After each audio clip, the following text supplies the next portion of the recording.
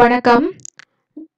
PG TRB computer instructor grade 1 இப்போ வந்து நமக்கு லேட்டஸ்ட்டாக வந்து டிஆர்பி வந்து நோட்டிஃபிகேஷன் கொடுத்துருக்காங்க. அது என்ன அப்படின்னா 39 வேக்கண்ட்டுக்கான எக்ஸாம் வந்து ஜூன் மாதம் 26, 27 ஆகிய தினங்களில் நடத்தப்படும் அப்படின்னு சொல்லிட்டு நமக்கு அனௌன்ஸ் பண்ணியிருக்காங்க. ஸோ அதில் வந்து ஒவ்வொரு நம்ம சாப்டர் வைஸ் பார்த்தோம் அப்படின்னு பார்த்தோம்னா 150 வந்து மேஜர் பாடத்தில் இருந்தோம், 130 மார்க் வந்து மேஜர் பாடத்துலையும், 10 மார்க்கு ஜென்ரல் நாலேஜ், மீதமுள்ள 10 மார்க் வந்து எஜுகேஷனல் சைக்காலஜில இருந்தும் கேட்கப்படும் அப்படின்ட்டு நமக்கு ஏற்கனவே தெரியும். நம்ம சிலபஸ் பார்த்தாலே நமக்கு தெரிஞ்சிருக்கும். ஸோ அதில் வந்து இப்போ நம்ம பார்க்க போகிறது வந்து ஆப்ரேட்டிங் சிஸ்டத்தை நீங்கள் ப்ரிப்பேர் பண்ண போகிறீங்க, அதில் வந்து நோட்ஸ் எடுக்கணும் அப்படின்னு நீங்கள் பிளான் பண்ணியிருந்தீங்க அப்படின்னா நம்ம அதை ப்ரிப்பேர் பண்ணும்போதே அதை வந்து 3 செக்ஷன் ஆட்டு அந்த ஆப்ரேட்டிங் சிஸ்டத்தை வந்து 3 டாபிக் ஆட்டு நீங்கள் பிரிச்சுக்கோங்க. ஒன்று என்ன அப்படின்னா ஃபர்ஸ்ட் டாபிக் வந்து என்ன அப்படின்னா ப்ராசஸ் மேனேஜ்மெண்ட், இன்னொன்று வந்து மெமரி மேனேஜ்மெண்ட், அதாவது ஸ்டோரேஜ் மேனேஜ்மெண்ட். ஸோ அந்த ப்ராசஸ் மேனேஜ்மெண்ட்டில் ப்ராசஸ் சின்க்ரோனைசேஷன் அந்த டாபிக் எல்லாமே அங்கேயே வந்துடும். அதில் டெட்லாக்னா என்ன அந்த மாதிரி உள்ளதெல்லாம் ப்ராசஸ் மேனேஜ்மெண்ட்லேயும். செகண்டாக இருக்கக்கூடியதை வந்து நம்ம என்னென்னு எடுக்கிறோம் அப்படின்னா மெமரி மேனேஜ்மெண்ட், அதாவது ஸ்டோரேஜ் மேனேஜ்மெண்ட். இந்த ஸ்டோரேஜ் மேனேஜ்மெண்ட்டே நீங்கள் 2 ஆட்டு பிரிக்கிறீங்க. ஒன்று வந்து மெமரி மேனேஜ்மெண்ட், இன்னொன்று வந்து விர்ச்சுவல் மெமரி அப்படின்ட்டு பிரித்து நீங்கள் ஸ்ப்ளிட் பண்ணி படிச்சிங்க அப்படின்னா நமக்கு வந்து ஈஸியாக இருக்கும். ஸோ இப்போ இன்னைக்கு நம்ம என்ன டாபிக் பார்க்க போகிறோம் அப்படின்னா மெமரி மேனேஜ்மெண்ட்டில் இருக்கக்கூடியது அட்ரஸ் பைண்டிங்னா என்ன. இங்கே நான் கொடுத்துருக்க இந்த நோட்ஸ் வந்து எதை உள்ளது அப்படின்னா சில்பர் சார்ஸ் அவர் ஆப்ரேட்டிங் சிஸ்டம் ஆதரான மோஸ்ட் பாப்புலர் ஆதரான சில்பர் கார்ட்ஸ் அவரோட புக்கு தான் நான் இங்கே வந்து பிடிஎஃப் ஃபைலாட்டு கொடுத்துருக்கேன். ஸோ அதுலேருந்து தான் நான் வந்து எக்ஸ்பிளைன் பண்ண போகிறேன், சரிங்களா? ஸோ உங்களோட இதில் ஏதாவது சந்தேகங்கள் இருந்தாலும் நீங்கள் வந்து கமெண்ட் பாக்ஸில் கண்டிப்பாக கொடுக்கலாம்.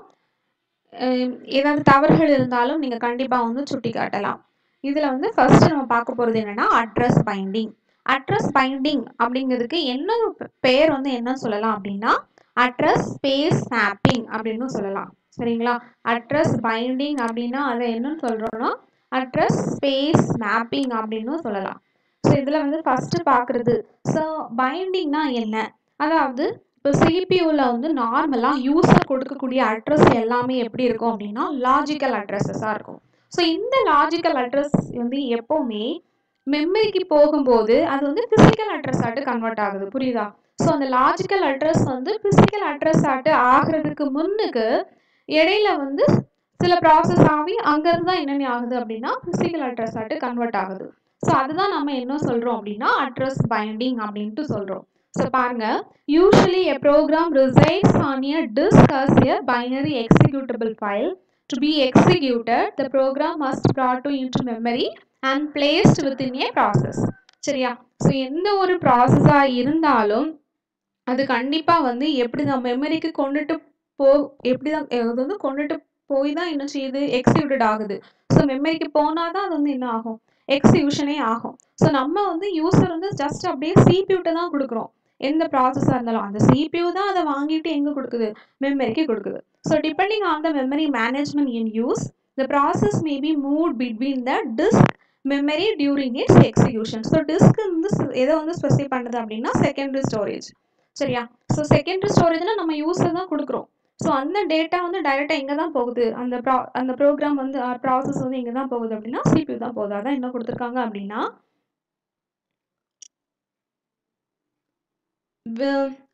depending on the memory management in use, the process may be moved between disk and the memory during its execution.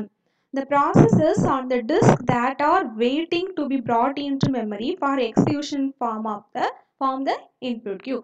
So இது என்ன அர்த்தம் அப்படின்னா நம்ம கொடுக்கக்கூடிய அந்த ப்ராசஸ் எல்லாமே எந்த ஆர்டரில் இருக்கும் அப்படின்னா மெமரிக்கு எக்ஸிக்யூஷன் போகிறதுக்காண்டி ஒரு இடத்துல வெயிட்டிங் பண்ணிட்டே இருக்குது. அந்த ப்ராசஸ் எல்லாமே எப்படி இருக்குது, ஒரு இடத்துல போய் வெயிட் பண்ணிட்டே இருக்குது, மெமரிக்கு போகணும், எதுக்காண்டி, எக்ஸிக்யூஷன் பண்ணுறதுக்காண்டி. ஸோ அந்த வெயிட் பண்ணக்கூடிய அந்த இடத்த தான் நம்ம என்ன சொல்கிறோம் அப்படின்னா இன்புட் கியூ அப்படின்னு சொல்கிறோம். ஸோ இன்புட் கியூ அப்படிங்கன்னா கண்டிப்பாக கியூனாலே first in first out. So யார் முதல்ல வந்தாங்களோ அவங்க தான் என்ன செய்வாங்க, ஃபர்ஸ்ட் போய் மெமரியில் போய் எக்ஸிக்யூஷன் ஆவாங்க, புரியுதா? அதான் என்ன கொடுத்துருக்காங்க, the process on the disk that are waiting to brought into memory for execution form the input queue. The normal single tasking procedure is to select one of the processes in the input queue and load that processes into memory. As the process is executed, it accesses the instruction and data from memory. Eventually, the process terminates and its memory space is declared available. So, இதுக்கு அர்த்தம் என்ன அப்படின்னா எல்லா ப்ராசஸுமே எதில் தான் இருக்குது, input கியூவில் தான் வெயிட் பண்ணிட்டே இருக்குது. எதுக்காண்டி மெமரியில் போய் எக்ஸிக்யூட் பண்ணணும் அப்படின்ட்டு. சப்போஸ் அந்த ப்ராசஸ் எல்லாமே ஒவ்வொன்றாட்டு போய் எங்கே பண்ணுது, மெமரிக்கு போய் எக்ஸிக்யூட்டட் ஆகிட்டே இருக்கு. ஸோ ஒவ்வொன்றும் எக்ஸிக்யூட்டட் ஆகுது, அதாவது எக்ஸிக்யூட்டட்னா it access the instruction and the data from memory. அதுதான் என்ன சொல்கிறாங்க, ப்ராசஸ் எக்ஸிக்யூட்டட் ஆகுது. நம்ம வந்து என்ன இன்ஸ்ட்ரக்ஷன்ஸ் கொடுத்துருக்கோமோ அது எல்லாமே மெமரியில் போய் இருக்கும். ஸோ யூசரோட டேட்டாவும் போய் அது என்ன ஆகுது, ப்ராசஸ் ஆகி மெமரியிலே எக்ஸிக்யூட்டட் ஆகுது. ஸோ அப்படி எக்ஸிக்யூட்டட் ஆன உடனே eventually the process terminates and its memory space is declared available. So அந்த particular memory space என்ன ஆயிடும், available ஆயிடும். அவைலபிள்னா ஒரு ப்ராசஸ் வந்து மெமரியில் போய் என்ன செய்யுது, எக்ஸிக்யூட்டட் ஆகுது. எக்ஸிக்யூட்டட் ஆனால் நினச்சிது வெளியில் போயிடுது. ஸோ அந்த இடம் என்னதாயிடும், எம்டி ஆயிடுது. So most systems allows a user process to reside in any part of the physical memory. Thus அதாவது யூசர் கொடுக்கக்கூடியது எல்லாமே எப்படி தான் இருக்கும், process to reside in any part of the physical memory தான் போய் இருக்கும். So thus although the address space of the computer may start at 000 அந்த binary address என்னது வருது, the first address of the user process need not to be எப்படி இருக்கணும்னு அவசியம் இல்லை, 00 வரக்கூடிய அவசியம் இல்லை. ஸோ அதுக்கப்புறமா பார்த்தோம்னா in most cases the program goes through several steps, some of which may be optional. So user program வந்து executed ஆகிறதுக்கு முன்னாடி, அதாவது before being executed ஆகிறதுக்கு முன்னாடி நிறைய ஸ்டெப்ஸை கடந்து தான் என்ன போகுது, மெமரிக்குள்ளேயே போகுது. ஸோ எங்கேருந்து தான் போகுது, சிபியூல இருந்து தான். ஸோ ஏற்கனவே உள்ள அதே பேராகிராஃப் தான் திரும்ப இங்கே கொடுத்துருக்காங்க. So addresses some may be represented in different ways during this step. Addresses in the source program are generally symbolic, such as variable count. So நம்ம கொடுக்கக்கூடிய addresses நார்மலா எப்படி இருக்கலாம், symbolic addresses இருக்கலாம். So such as the variable count. A compiler typically binds these symbolic addresses to relocatable address, such as எப்படி மாத்துது அப்படின்னா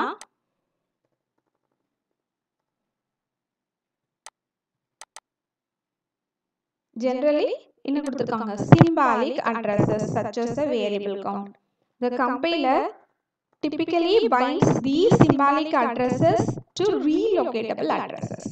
So அந்த symbolic நம்ம கொடுக்குற அட்ரஸ் symbolic addresses இருக்குது. அது after எப்படி கன்வெர்ட் பைண்ட் ஆகுது அப்படின்னா relocatable address கன்வெர்ட் ஆகுது. ஸோ அந்த relocatable addresses கன்வெர்ட் பண்றது யாரு அப்படின்னா கம்பைலர். ஸோ அது வந்து எப்படி இருக்கும் அப்படின்னா அதனோட இது வந்து அந்த மாடியூல் வந்து first 14 bytes from the beginning of this மாடலாட்டு இருக்கும். அதுக்கப்புறமா இப்போ அது எப்படி மாறிட்டு, சிம்பாலிக் அட்ரஸ் எல்லாமே ரீலோகேட்டபிள் அட்ரஸாக மாறியாச்சு. ஸோ அந்த ரீலோகேட்டபிள் அட்ரஸஸ் எல்லாமே எப்படி கன்வெர்ட் ஆகுது அப்படின்னா திரும்பவும் அப்சல்யூட் அட்ரஸஸ் ஆட்டு என்ன செய்யுது, கன்வெர்ட்டட் ஆகுது. புரியுதா? ஸோ அப்சல்யூட் அட்ரஸ் ஆட்டு கன்வெர்ட்டட் ஆகுது. ஸோ அது அப்சல்யூட் அட்ரஸ் ஆட்டு யார் கன்வெர்ட் பண்றா அப்படின்னா the linkage editor or locator loader, sorry the linkage editor or loader. ஓகேவா? ஸோ இது இம்பார்ட்டன்ட் ஒன் வேர்ட். ஸோ அதுதான் என்ன செய்யுது, அந்த அப்சல்யூட் அந்த ரீலோகேட்டபிள் அட்ரஸஸை எப்படி கன்வெர்ட்டட் ஆகுது, அப்சல்யூட் அட்ரஸ் ஆட்டு என்ன செய்யுது, கன்வெர்ட் பண்ணுது. Okay. So each binding is mapping from one address space to another. அதுதான் என்ன சொல்றோம், address binding or address space mapping. So address பைண்டிங்னாலே இன்னொரு பேர் என்ன கொடுக்கலாம் அப்படின்னா அட்ரஸ் ஸ்பேஸ் மேப்பிங் கொடுக்கலாம். சரிங்களா? ஸோ அட்ரஸ் பைண்டிங் அட்ரஸ் மேப்பிங்னாலே உங்களுக்கு புரியுதுன்னு நினைக்கிறேன். இதை பற்றிய விளக்கமாக கீழே உள்ள டாபிக்ல கொடுத்துருக்காங்க. ஸோ நான் திரும்ப ஒருக்கா நான் எக்ஸ்பிளைன் பண்ணுறேன். ஸோ நார்மலாக யூசர் கொடுக்க அட்ரஸஸ் எல்லாமே லாஜிக்கல் அட்ரஸ், சிம்பாலிக்காக இருக்குது, வேரியபிள் ஆகுது. ஸோ அந்த அட்ரஸஸ் எல்லாமே மெமரிக்கு போகிறதுக்கு முன்னுக்கு அது எப்படி கன்வெர்ட் ஆகணும், பிசிக்கல் அட்ரஸ் ஆட்டு கன்வெர்ட் ஆகணும். அப்படி கன்வெர்ட் ஆனால் மட்டும்தான் மெமரி என்ன செய்யும், அதை எக்ஸிக்யூட் பண்ண முடியும். அப்படி இல்லைன்னா அதை என்ன செய்ய முடியாது, எக்ஸிக்யூட் பண்ண முடியாது. ஸோ அதனால இந்த லாஜிக்கல் அட்ரஸஸ் எல்லாமே என்னென்ன ஆகுது, ஒவ்வொரு ப்ராசஸா ஒவ்வொரு ஸ்டெப் பை ஸ்டெப் ஆட்டு ஒவ்வொரு அட்ரஸ் ஆட்டு கன்வெர்ட் ஆகுது. அதுதான் நம்ம என்ன சொல்றோம் அப்படின்னா address space mapping or address binding சொல்றோம். சரிங்களா? ஸோ இப்போ நார்மலா யூசர் கொடுக்கக்கூடியது எல்லாமே CPU தான் கொடுக்குறாங்க. ஸோ CPUக்கு என்ன இதாக கொடுக்குறாங்க, சிம்பாலிக் அட்ரஸஸ் ஆட்டு கொடுக்குறாங்க. இந்த சிம்பாலிக் அட்ரஸ்லாம் என்னென்ன கன்வெர்ட் ஆகுது அப்படின்னா ஃபர்ஸ்ட் வந்து எப்படி கன்வெர்ட் ஆகுது அப்படின்னா ரீலோகேட்டபிள் அட்ரஸ் ஆட்டு இது பைண்ட் ஆகுது. அதை பைண்ட் பண்ணவர் யாரு, கம்பைலர். ஸோ கம்பைலர் அப்போ சிம்பாலிக் அட்ரஸ் எல்லாமே நம்ம வந்து நார்மலா கொடுக்குற ஒரு வேர்டிங் மாதிரி வேரியபிள் கோடிங் மாதிரி கொடுக்குறோம்ல, நம்ம அதே மாதிரி வேர்ட்ஸ் அப்படி கொடுக்குறோம், நம்மளுக்கு புரியுற மாதிரி இங்கிலீஷ்ல கொடுக்குறோம். ஸோ இது எல்லாமே எப்படி கன்வெர்ட் ஆகுது, கம்பைலர் வந்து எப்படி கன்வெர்ட் பண்றாங்க, ரீலோகேட்டபிள் அட்ரஸா கன்வெர்ட் ஆகுது. ஸோ அந்த ரீலோகேட்டபிள் அட்ரஸ்லாம் திரும்பவும் எப்படி கன்வெர்ட் ஆகுது, அப்சல்யூட் அட்ரஸ் ஆட்டு கன்வெர்ட் ஆகுது. ஸோ அதை யார் அப்சல்யூட் அட்ரஸா கன்வெர்ட் பண்றா, the linkage editor loaded. சரிங்களா? ஸோ இதுதான் நம்ம என்ன சொல்றோம், அட்ரஸ் பைண்டிங் சொல்றோம். ஸோ இப்போ கீழே பாருங்க, the classically the binding of instructions and data to memory addresses can be done at any step along the way. So first பார்க்கிறோம், அதுதான் compile time. So compile time, if you know at compile time where the processes will reside in memory, then absolute code can be generated, right?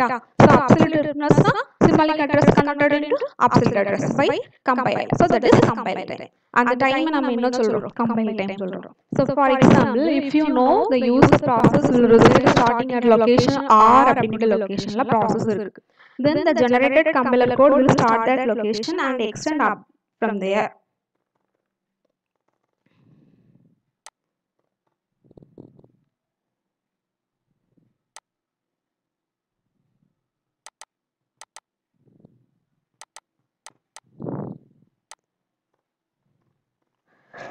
So for example, if you know that a user process will reside starting at location R and then generated compiler code will start at the location and extend up from there.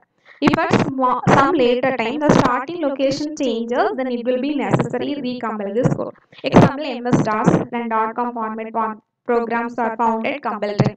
MS-DOS பொறுத்த வரைக்கும் user வந்து எப்படி தான் கொடுப்பாங்க, coding add தான் கொடுப்பாங்க இல்லையா, MS-DOS disk operating system. So அதில் வந்து எப்போவுமே கண்டிப்பாக நீங்கள் எது ஆப்ரேட் பண்ணாலும் எது பண்ணாலுமே ஃபைலை ஓப்பன் பண்ணானா கூட நம்ம வந்து எப்படி தான் கொடுக்க முடியும், ஒரு இன்ஸ்ட்ரக்ஷனாக தான் கொடுத்துருப்போம்.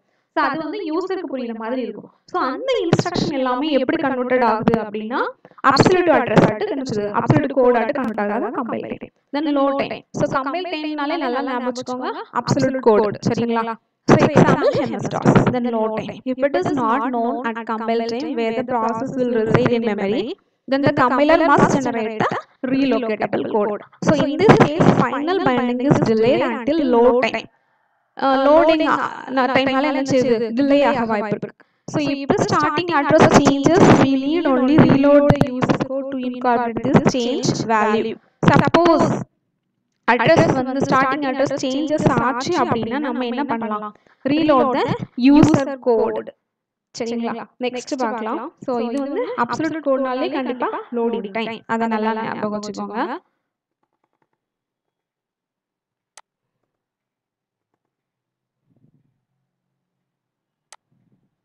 ஸோ இது வந்து அந்த அதுக்கு விளக்கக்கூடிய டயக்ராம். ஸோ ஃபர்ஸ்ட் வந்து கொஞ்சம் ஜூம் குறைச்சி வச்சுட்டு அப்போ உங்களுக்கு ஈஸியாக புரியும். ஸோ இப்போ வந்து பார்க்கறது எப்படின்னா, ஃபர்ஸ்ட் பார்த்தீங்கன்னா சோர்ஸ் ப்ரோக்ராம் கொடுக்குறவங்க கண்டிப்பாக யார் தான், யூசர் தான். ஸோ அது எங்கே போகுது, கம்பைலர் ஆர் அசம்பிளர்ல இருந்து எப்படி மாறுது அப்படின்னா ஆப்ஜெக்ட் மாடியூல் கொடுத்துருக்காங்க. ஸோ அதாவது கம்பைல் டைம்ல அது என்ன அட்ரஸ் ஆட்டா மாறுது, அப்சல்யூட் அட்ரஸ் ஆட்டு மாறுது. அங்க இருந்து லிங்கேஜ் எடிட்டர் ஆர் லோட், அவங்க வந்து லோடிங் மாடியூல் அந்த டைம் என்ன சொல்றாங்க, அதாவது லிங்கேஜ் எடிட்டருக்கும் லோடுக்கும் இடையில நடக்கக்கூடிய அந்த ப்ராசஸ், அதுதான் நம்ம என்ன சொல்றோம், லோடிங் டைம். சரிங்களா? ஸோ இது வந்து நல்லா ஞாபகம் வச்சுக்கோங்க. லிங்கேஜ் எடிட்டர் வந்து மேக்ஸிமம் வந்து எந்த ஆப்ரேட்டிங் சிஸ்டமே வந்து சப்போர்ட் பண்ணணும்னு பார்த்தோம்னா லிங்கேஜ் எடிட்டர் வந்து ஏதாவது ஆப்ஜெக்ட் மாடல்ஸ் வந்தால் மட்டும்தான் ஆப்ரேட்டிங் சிஸ்டத்தில் வந்து சப்போர்ட் பண்ணலாம் லிங்கேஜ் எடிட்டர். லோடர் வந்து எப்போனா சிஸ்டம் லைப்ரரி, சிஸ்டம்ல நிறைய மெயின் ஃபங்க்ஷன்ஸ் இருக்கும்ல, அதை வந்து லோட் பண்ணி எடுக்கிறதுக்காண்டி தான் இந்த லோடர் யூஸ் பண்ணுறோம். இது கொஞ்சம் ரீட் பண்ணிங்கன்னா நல்லா புரியும் ஈஸியா. தென் பார்த்தோம்னா மெமரி பைனரி, மெமரி இமேஜ் கொடுத்துருக்கிறதுல எக்ஸிகியூஷன் டைமா ரன் டைம். அதாவது ஃபர்ஸ்ட் சோர்ஸ் ப்ரோக்ராமா வருது, கம்பைல் டைம்ல போய் என்னென்ன அட்ரஸா மாறுது, அப்சல்யூட் அட்ரஸ் மாறுது, திரும்ப லிங்கேஜ் எடிட்டர் ஆர் லோடர் இவங்க சேர்ந்தது ரீலோகேட்டபிள் அட்ரஸா மாத்துறாங்க, திரும்ப அங்கதான் எங்க போறது மெமரிக்கே மாறுது. ஸோ மெமரியில பொறுத்த வரைக்கும் டைனமிக் லிங்கிங் வந்து யூஸ் பண்ணியிருக்காங்க. ஸோ அதாவது அது டைனமிக் லிங்கிங்னா சில டைனமிக்லி லோடட் ஆகக்கூடிய சிஸ்டம் லைப்ரரிஸோட ஃபங்க்ஷன்ஸ் ஏதாவது இருந்துச்சுன்னா அங்கே இருந்த ஃபங்க்ஷன் எல்லாமே சேர்ந்து இதில் என்ன செய்யும், எக்ஸிக்யூட்டட் ஆகும். சரியா? ஸோ இதுதான் என்னது address space mapping or address binding. So execution டைம்ல பார்த்தோம் அப்படின்னா இப்போ process can be move during its execution from one memory segment to another, then binding must be delayed until run time. Run டைம்ல வந்து என்ன ஆகுறதுக்கு வாய்ப்பு இருக்கு, அது வந்து டிலே ஆகிறதுக்காண்டி வாய்ப்பு இருக்கு. ஏன்னா ஒவ்வொன்றுல இருந்து ஒவ்வொரு ஸ்டெப்பா என்ன அட்ரஸ் வந்து பைண்டிங்கா வந்துட்டே இருக்கு. ஸோ அதனால ஒரு செக்மெண்ட்ல இருந்து இன்னொரு செக்மெண்ட்டுக்கு வர்றதுக்கு என்னது பைண்டிங் வந்து கண்டிப்பா டிலே ஆக வாய்ப்பு இருக்கு. சரிங்களா? Special hardware must be available for the scheme to work. சரி, அதுக்கு வந்து அதை அப்படி மாத்துறதுக்காண்டி ஒரு ஸ்பெஷல் ஹார்ட்வேர் யூஸ் பண்றாங்க. அது என்னன்னா மெமரி மேனேஜ்மெண்ட் யூனிட் அப்படிங்கக்கூடிய ஒரு ஹார்ட்வேர் தான் நினைச்சுவாங்க யூஸ் பண்ணுவாங்க. புரியுதா? ஸோ இதுதான் வந்து address binding or address space mapping. இதுல வந்து உங்களுக்கு வந்து என்ன கொடுத்துருக்காங்க அப்படின்னா அட்ரஸ் பைண்டிங் மட்டும் தான் கொடுத்துருக்காங்க. நீங்க வந்து என்ன பார்க்கலாம், அட்ரஸ் ஸ்பேஸ் மேப்பிங் அப்படிங்கக்கூடிய வேர்டை வந்து அடிஷனல் நோட் பண்ணிக்கோங்க. அட்ரஸ் பைண்டிங்க்கு இன்னொரு பேரு அட்ரஸ் ஸ்பேஸ் மேப்பிங். ஸோ இது வரைக்கும் இந்த டாபிக் புரிஞ்சிருக்கும்னு நினைக்கிறேன். நெக்ஸ்ட் இதே இதில் தான் திரும்ப அடுத்த டாபிக் இருக்கு, அதே என்னன்னு பார்த்துடலாம். ஸோ அடுத்தது பார்க்கக்கூடியது logical versus physical address space.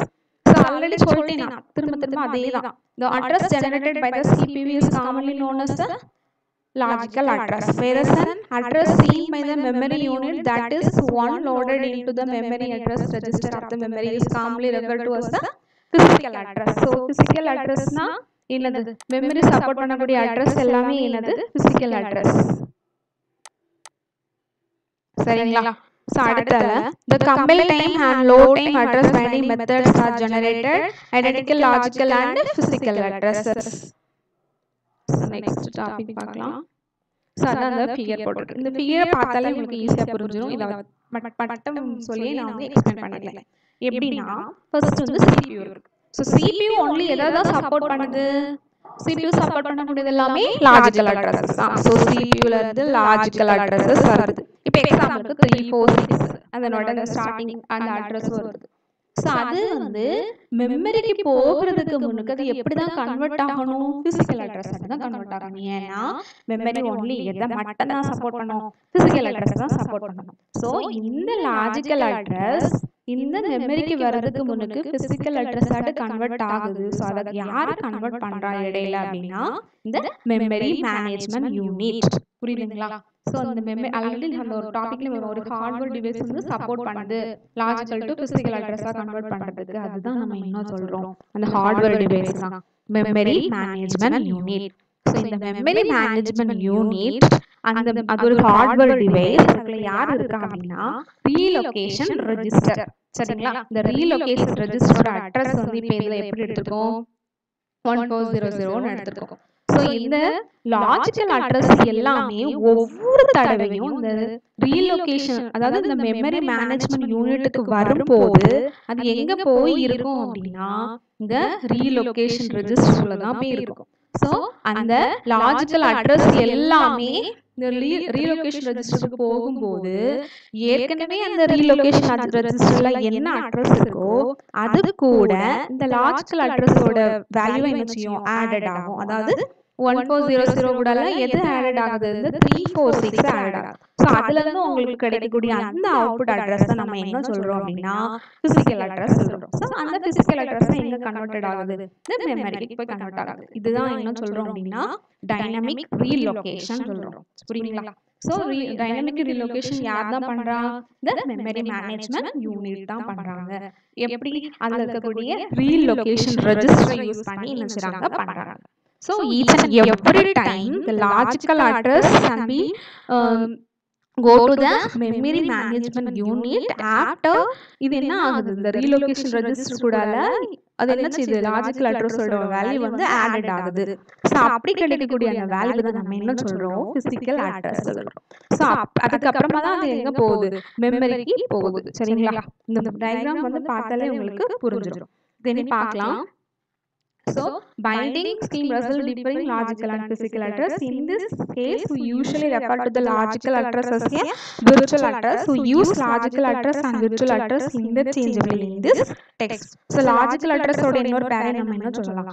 Virtual address னு சொல்லலாம். The set of all logical addresses generated by the program is a logical address space. So, logical address space generate பண்ணக்கூடிய இந்த program நம்ம என்ன சொல்றோம்? Logical address space. அதே மாதிரி the set of all physical address corresponding to this logical address physical address இது பண்ணவங்க என்ன சொல்றாங்க physical address space சொல்றாங்க அதுக்கு அப்புறமா இது ஒரு one word மாதிரி எடுத்துக்கலாம் thus in the execution time and address binding scheme the logical and physical address spaces வந்து எப்பவுமே இப்படி தான் இருக்கும் வித்தியாசமா தான் இருக்கும் புரியுதா உங்களுக்கு அதாவது logical address ஓட வேல்யூ வந்து அந்த யூனிட் அதாவது relocatable registerல போய் என்ன செய்யுது added தான் ஆகுது சோ இதனோட அட்ரஸும் அந்த physical அட்ரஸோட அட்ரஸ் எப்படி தான் இருக்கும் டிஃபரண்டா தான் இருக்கும் இப்ப இங்க 346 இருக்கு திரும்ப இது எப்படி ஆகுது 1436 added ஆகி தான் வருது சோ அதான் இந்த இதுல கொடுத்திருக்காங்க அதுக்கப்புறமா the runtime mapping from virtual to physical addresses is done by a hardware device called the memory management unit. So அந்த memory management unitல தான் யார் இருக்கா the relocatable register அந்த கொடுத்திருப்பாங்க the base ஒரு register வந்து யூஸ் பண்றோம் so in memory management unit scheme that is generalization of this base register scheme அதாவது the base register is now called a relocation register. The value in the relocation register is added to every address generated by the user process at time the address is sent to memory. For example, base address 1400 இருந்தனா அது என்ன ஆகுது relocation register போயிட்டு வரச்சுமா 1436 ஆட்ட என்ன செய்யுது மாறுது. So the user program never sees the real physical address என்ன செய்ய முடியாது எப்பவுமே பார்க்க முடியாது after the mapping பண்ண பிறகு physical address என்னன்னே தெரியாது. So நம்மளோட வேலை வந்து யூசர் வந்து என்ன கொடுப்பாங்க only logical address தான் கொடுக்குறாங்க. So the program can create a pointer to location. So அந்த இடத்துல என்ன யூஸ் பண்றாங்க அப்படின்னா ஒரு பாயிண்டர் வந்து யூஸ் பண்றாங்க. அது என்ன பண்ணுது அப்படின்னா pointer to location point பண்ணுது.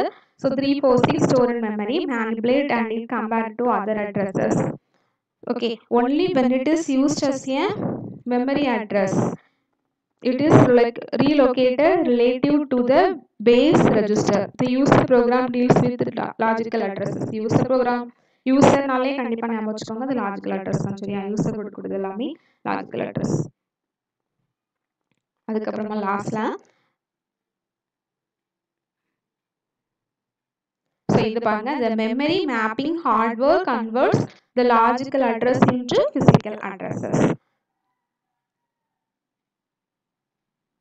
Then we now have two different types of addresses. One is logical addresses and is physical addresses. So logical address இப்போ எக்ஸாம்பிளுக்கு R ன்னு ஒரு அட்ரஸ் கொடுத்து 0 to maxல இருக்கலாம் maximum number of address வரைக்கும் நம்ம கொடுக்கலாம். So அது வந்து physical addresses ஆகும்போது relocatable registerல உள்ள அட்ரஸ் கூட என்னது ஆகுது add ஆகுது. அந்த relocatable register அட்ரஸ் நான் வந்து எப்படி எடுத்துக்கோம் நம்ம R ன்னு எடுத்துக்கோம். So already 0 to max ன்னு இருக்கு.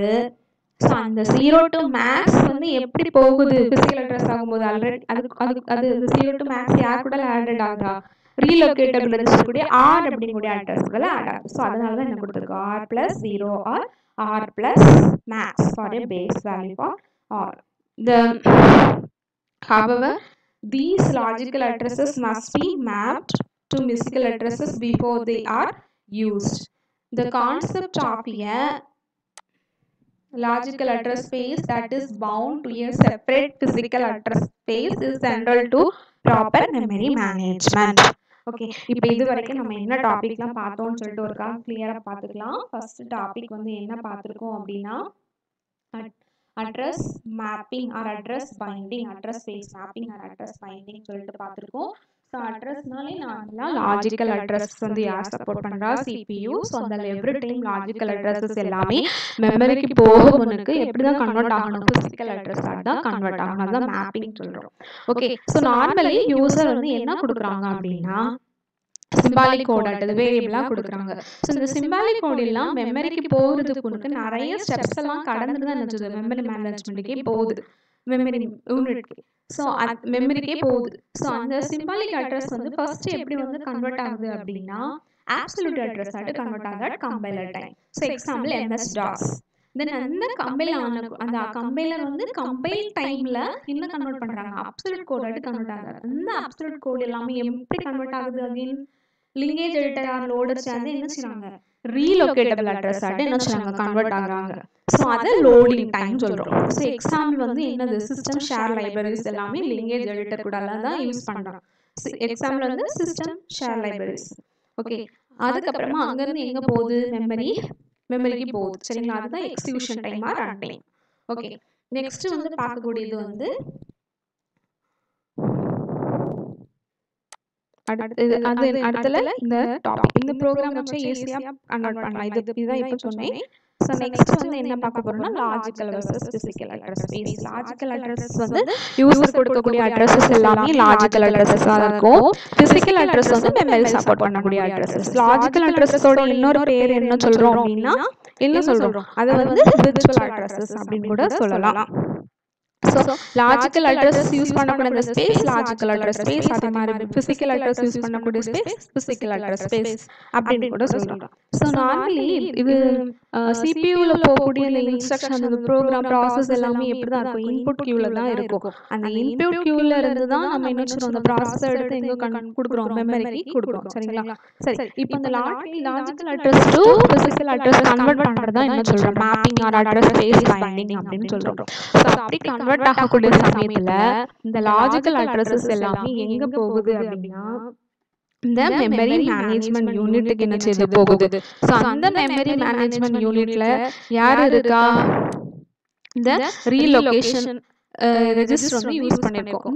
இப்போ அப்பதான் அந்த லாஜிக்கல் அட்ரஸ் என்ன ஆகுது அப்படின்னா இந்த ரீலொகேட்டபிள் ரெஜிஸ்டர் இருக்கக்கூடிய அட்ரஸ் கூட ஆடட் ஆகி கிடைக்கக்கூடிய அந்த அட்ரஸ் தான் பிசிக்கல் அட்ரஸ் சொல்றோம். ஸோ அதுக்கப்புறமா தான் அந்த பிசிக்கல் அட்ரஸ் மெமரிக்கு போய் என்ன செய்து எக்ஸிகியூஷன் ஆகுது. சரியா, ஸோ இது வரைக்கும் இந்த டாபிக் பார்த்துப்பீங்க. இதை பற்றி ஒரு ரீகால்ல நான் சொல்லிட்டேன். இப்போ உங்களுக்கு இந்த டாபிக் கம்ப்ளீட்டாக புரிஞ்சிருக்கும் அப்படின்னு நினைச்சிருக்கேன். ஸோ இதில் வந்து மெமரி மேனேஜ்மெண்ட் யூனிட் நான் ஆல்ரெடி சொன்ன மாதிரி மெமரி மேனேஜ்மெண்ட் யூனிட், மெமரி மேனேஜ்மெண்ட்னாலே அதாவது ஸ்டோரேஜ் மேனேஜ்மெண்ட்னாலே நீங்கள் ரெண்டாட்டு படிங்க. ஸோ ஒன்று வந்து மெமரி மேனேஜ்மெண்ட், இன்னொன்று விர்ச்சுவல் மெமரி. அப்படி நீங்கள் ஸ்ப்ளிட் பண்ணி படிச்சிங்கன்னா தான் உங்களுக்கு இது ஈஸியாக அண்டர்ஸ்டாண்ட் ஆகும். படிக்கும் போது கம்பைல் டைமில் எது எக்ஸிக்யூட் சாரி எந்த ப்ராசஸ் எப்போ நடக்குது, கம்பைல் டைமில் ஓடிட்டோம் அப்படி இடையிடையே ஒன் வேர்டு இருந்தாலும் நீங்கள் அதை கண்டிப்பாக குறிச்சு வச்சு படிக்கோங்க. சரிங்களா, ஸோ இதில் ஏதாவது உங்களுக்கு கருத்துக்கள் இருந்தால் அந்த கருத்துக்களை கண்டிப்பாக கமெண்ட் பாக்ஸில் கொடுங்க. இந்த இப்போ நான் எக்ஸ்பிளைன் பண்ண இந்த புக் அது வந்து நான் பிடிஎஃப் ஃபைலாக டிஸ்கிரிப்ஷன் பாக்ஸில் வந்து நான் வந்து லிங்க் அந்த கொடுத்துருக்கேன். நீங்கள் வந்து டவுன்லோட் பண்ணி ப்ரிப்பேர் பண்ணிக்கலாம். ஏன்னா வந்து லேட்டஸ்ட் எடிஷன் தான், 9th எடிஷன் தான் இது. ஸோ இது உங்களுக்கு ஈஸியாக அண்டர்ஸ்டாண்ட் ஆகும் அப்படின்னு நம்புறேன். ஸோ எந்த கருத்துக்கள் இருந்தாலும் கண்டிப்பாக நீங்கள் வந்து கமெண்ட் பாக்ஸில் கொடுக்கலாம். நன்றி. இனி மற்றும் ஒரு வீடியோவில் ஆப்ரேட்டிங் சிஸ்டத்தில் மீதி உள்ள ஒவ்வொரு டாபிக் வைஸ் நம்ம பார்க்கலாம். சரிங்களா, இன்னொன்று ஒரு முக்கியமான குறிப்பு என்னன்னா, நீங்க இப்போ இந்த டாபிக் ப்ரிப்பேர் பண்ணிட்டீங்க, இப்போ நீங்க இப்போ நான் இப்போ வந்து வீடியோவா போட்டுக்கிட்டே உங்களுக்கு அண்டர்ஸ்டாண்ட் ஆச்சு அப்படின்னா நீங்க என்ன பண்ணலாம் அப்படின்னா ஆன்லைன்ல நிறைய டெஸ்ட் இருக்கு. ஸோ அதுலயே நீங்க மெமரி மேனேஜ்மெண்ட் கொடுத்து நீங்க ஒருக்கா நீங்க டெஸ்ட் பண்ணி பார்த்தீங்கன்னா அது உங்களுக்கு எந்த அளவுக்கு அண்டர்ஸ்டாண்ட் ஆயிருக்கும்னு புரியும். நீங்க எப்பவுமே ஒரு டாபிக் நீங்க ப்ரிப்பேர் பண்ணும்போது அதை பத்தி நோட்ஸ் எடுத்துக்கோங்க. அதுக்கப்புறமா நீங்க என்ன பண்றீங்க அப்படின்னா ஆன்லைன் டெஸ்ட் நீங்க நல்லா ப்ரிப்பேர் பண்ணிட்டு ஆன்லைன் டெஸ்ட் பண்ணீங்கன்னா உங்களுக்கு புரிஞ்சிடும் நம்ம எந்த அளவுக்கு தரவா ப்ரிப்பேர் பண்ணிருக்கோம். இதே மாதிரி தான் நமக்கு கொஸ்டின் கேட்பாங்க. ஸோ நமக்கு டைம் மேனேஜ்மெண்ட் எந்த அளவுக்கு இருக்கு அப்படிங்கிறதுலாம் உங்களுக்கு ஒரு ஐடியா கிடைக்கும். ஸோ கண்டிப்பா வந்து ஒவ்வொரு வீடியோஸையும் பாருங்க. நன்றி, வணக்கம். நல்லா ப்ரிப்பேர் பண்ணுங்க. All the best.